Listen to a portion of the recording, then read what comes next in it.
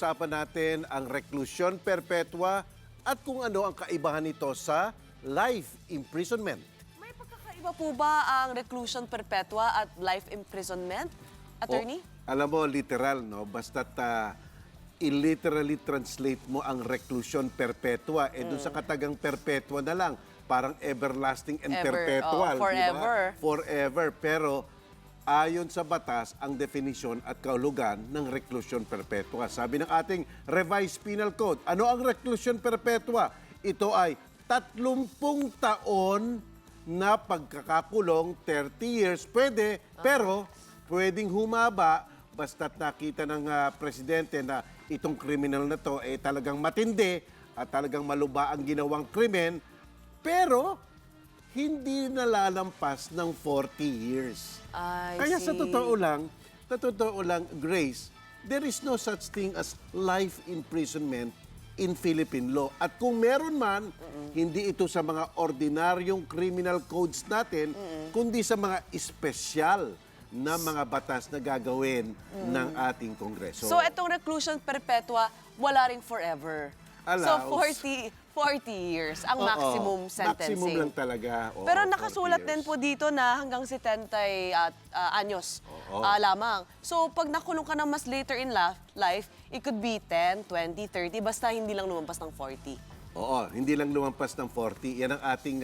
Yan ang ating batas ngayon. Ngayon, yung edad, yan ang mungkahi ni Party List Representative Lito Atienza. So hindi po ito yung nakasaad sa batas. Ito po yung kagustuhan ni Representative Atienza. Oo, yung may 70 years yes, old. yes. Oo, yan ang kagustuhan niya. Ang sabi niya, ihigit na natin o ipilit na natin o ang gawin natin hangganan ay 40 years old or 70 years old. 40 years. 40 years. 40 years of imprisonment or 70 years old at papalayain siya kung ano ang dumating na mas madali, whichever is earlier. Ano po yung mga kasong pwede kang maikulong ng reclusion perpetua?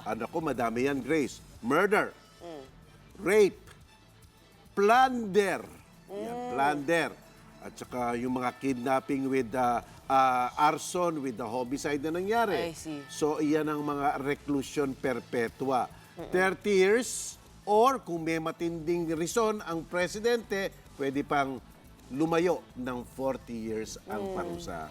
40 years, napakahabang panahon po ito, no? At attorney, ito na yung pinakamalapit na meron tayo sa batas to life imprisonment. That's correct, Grace. That's correct. Dahil sa ibang bansa, talagang life imprisonment, talagang may forever doon. Hanggang talagang mamatay ka sa kulungan. That's correct. Ano nga meron pa nga tayong naririnig, 400, 500 years, di ba? Meron pa nga po mga 10, 20 life sentencing. Oo. Sa atin, pwedeng mangyari yon. Halimbawa, ang ating isang kriminal, 3 beses nakapatay. So, 3 reclusion perpetua ang kanyang parusa. Hindi naman 30, that's 90 years. Baka patay na yon. Sabi ng batas natin, basta't ang kulong hanggat 40 years. Kahit ano pa ang mangyari. I see. Diyan, 40 years of imprisonment. Ayan. Ay, may mga pagkakataon po ba, syempre, nagkakamali ang korte, hindi po ba? Pwede naman pong umapela ang mga na-convict ng reclusion perpetua. Oo, totoo naman yan. Basta't ang korte ay nagkamali.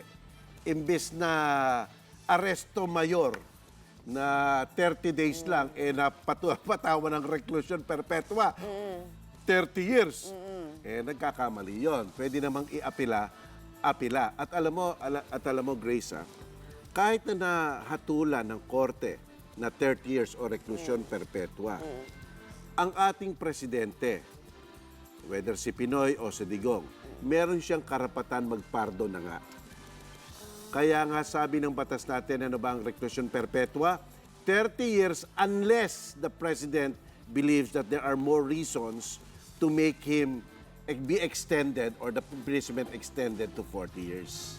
Pero sa reverse naman nun, pwede ring patawarin. Hindi na aabot ng 30 years. Patawad na, sige. Ano na lang, 20 years. Yan ang prerogative ng presidente. Ito po ba yung nangyayari pag may bago po tayong presidente, tapos pinapardon po yung dating presidente na may mga kasong graft and corruption, malversation of funds, etc. This could be a part of the forgiving power of a president. Alam mo, Attorney. nangyari na sa ating kasaysayan yan, Yes. di ba? Kasi si President Estrada nahatulan ng plunder na ang parusa ay reclusion Reclusion perpetua.